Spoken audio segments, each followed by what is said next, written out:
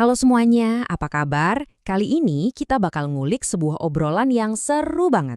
Jujur, kocak, kadang-kadang kacau, tapi justru disitulah kita nemuin esensi Ramadan yang sebenarnya. Penasaran kan? Yuk, langsung aja kita mulai. Jadi, sumber bahasan kita kali ini tuh unik banget.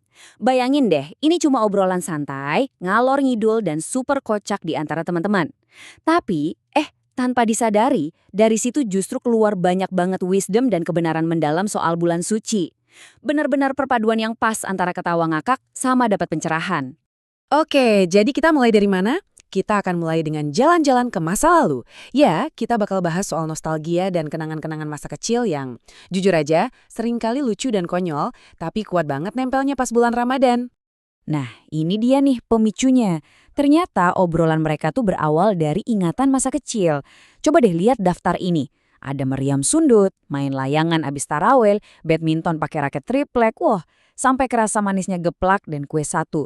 Ini semua bener-bener bikin kita ingat lagi ya, suara ledakan meriam dambu itu kayak gimana.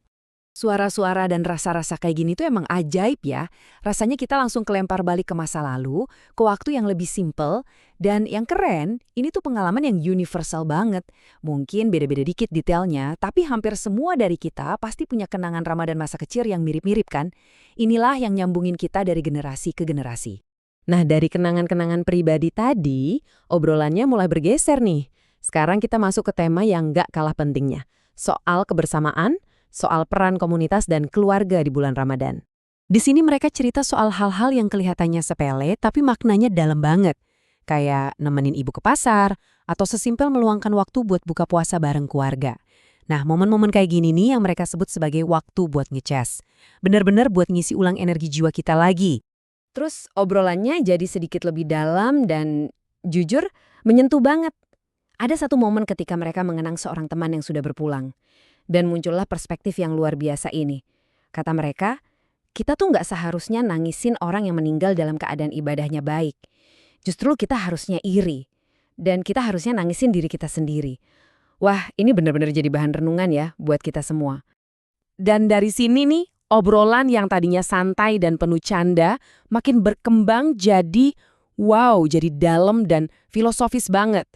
Ini benar-benar bukti ya kalau hikmah itu bisa kita temuin di mana aja, bahkan dari obrolan yang paling nggak kita duga sekalipun. Salah satu pertanyaan yang mereka bahas dan ini jujur relate banget buat banyak orang adalah gimana caranya kita berhenti ngerasa iri sama kesuksesan orang lain. Tahu kan perasaan itu? Pas kita lihat teman kita berhasil, terus ada sedikit rasa, kok dia bisa ya di hati? Nah, ini perjuangan yang sangat manusiawi dan mereka coba kupas tuntas. Dan ternyata saat kita dihadapkan sama situasi itu, ada dua jalur yang bisa kita pilih. Ada jalur negatif di mana rasa iri itu jadi destruktif. Kita jadi ngelihat teman sebagai saingan, kita mempertanyakan berkah mereka. Tapi ada juga jalur yang positif. Di jalur ini, rasa iri itu kita ubah jadi motivasi. Kita melihat mereka bukan sebagai saingan, tapi sebagai peluang buat kolaborasi. Dan yang paling penting, kita ikut bersyukur atas berkah yang mereka dapat. Nah, ini dia puncaknya. Inti dari semua hikmah ini, seperti yang disampaikan oleh Habib Ja'far adalah, ketika kita bersyukur atas nikmat orang lain, Tuhan akan menambah nikmat kita sendiri. Wah, ini dalam banget ya.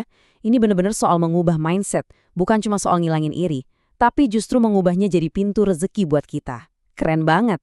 Oke, kita lanjut lagi ya. Sekarang kita masuk ke bagian terakhir, dan menurut saya ini yang paling mendasar. Kita akan coba memahami, apa sih tujuan sejati di balik semua ibadah yang kita lakukan di bulan Ramadan?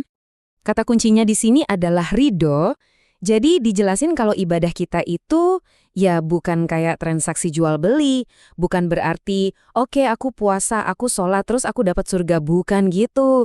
Tujuan utamanya itu ya buat mencari ridha dan rahmat dari Tuhan. Saya pribadi suka banget sama analogi yang mereka pakai. Katanya, semua amal baik kita, puasa kita, sholat kita, itu bukan tiket masuk atau pembayaran buat surga. Bukan. Semua itu adalah cara kita buat ngetuk pintu rahmatnya Tuhan. Jadi kita tuh memohon. Karena pada akhirnya, yang bikin kita masuk surga itu bukan semata-mata amal kita, tapi ya rahmat darinya.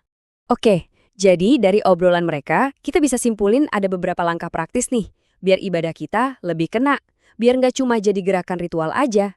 Mulai dari siapin hati, benerin niat kita, ini buat pamer atau buat Tuhan. Terus cari momen terdekat sama Tuhan pas sujud. Dan yang terakhir, ini penting banget, fokus buat perbaiki diri. Cara bandinginnya gimana? Bukan sama orang lain, tapi sama diri kita yang kemarin. Itu dia lawannya. Dan sebagai penutup, saya mau ninggalin satu pertanyaan buat kita semua renungkan bareng-bareng. Setelah dengar semua ini, dari yang lucu-lucu sampai yang dalam banget, coba deh kita jujur tanya ke diri sendiri. Ramadan kali ini, niat sejati kita itu apa sih? Semoga jadi bahan refleksi yang bermanfaat ya buat kita semua.